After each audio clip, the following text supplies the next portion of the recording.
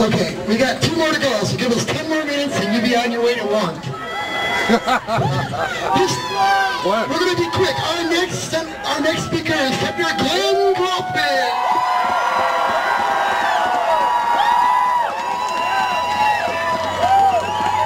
Go get him, Glenn! Thanks for showing up today. You know, they put this on my calendar in January. I never believed I'd see this many people here. Much less this many people here after 2.5 hours.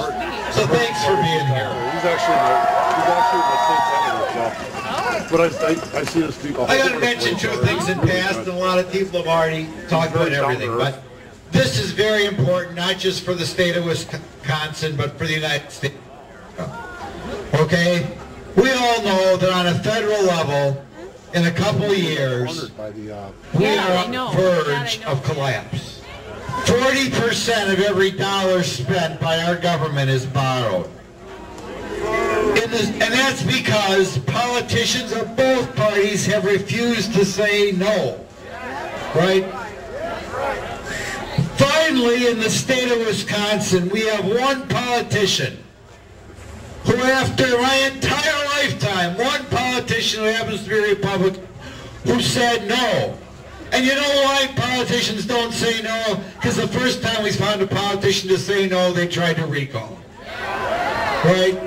Right. But finally, Scott Walker said no, and he passed the budget to kind of, because built-in increases that were in there was a 1% increase.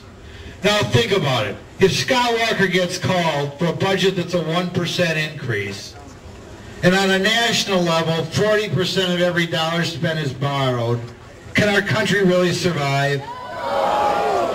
So here we are in the state of Wisconsin, and the line is drawn here. If we let Scott Walker go down, our country's going down. So everybody's got to tell and educate all their employees, all their family members, all their grandchildren, all their next door neighbors, that they have got to hang in there for Scott Walker. Because a coalition of people who want more government money are going to try to drive him out, right? A coalition of government employees, a coalition of people living on the government, a coalition of nonprofits who want that government money are trying to get rid of him. By the way, tomorrow, just so you know, what is it? 39th anniversary of Roe v. Wade. Planned Parenthood's one of the groups trying to take him out. So we've got to get together, unlike the other people who are being paid, who are looking for their own money, to on the people out here, selfless people, have got to draw the line in the sand and say we're not going to let Scott Walker go down. Give you a couple more things.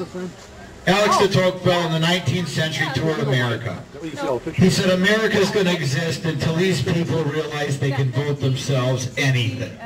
And that's what we're up against. A coalition of people who think they can get in your pocket again and again and again, and are going to take this country down. And we got to draw a line in the sand and say no more. One more thing I'm going to say before I sit down. A lot of this is going to be about education. And people are going to spread the lie that Scott Walker, the best education governor in this country, is anti-education. Anybody familiar with the schools know, almost uniformly, any problem in the government schools is the teachers' union. Right? What's your name again? I better know what your name is, right? I'll tell you an anecdote. Yes. I know a buddy of mine, he had 2 kids. Okay. First kid went to 2nd grade, and everybody was worried that that kid was going to get the bad 2nd grade teacher, all the soccer mommies. And everybody knew that that was a bad teacher. And fortunately, his first kid dodged the bad teacher.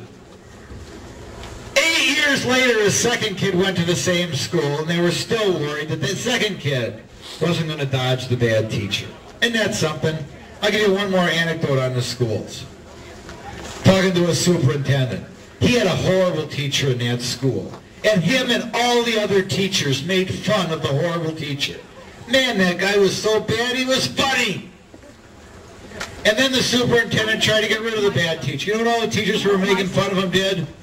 They all rallied behind the bad teacher. right? That's what's going on. So finally Scott Walker stepped in and said the schools are going to be for the kids.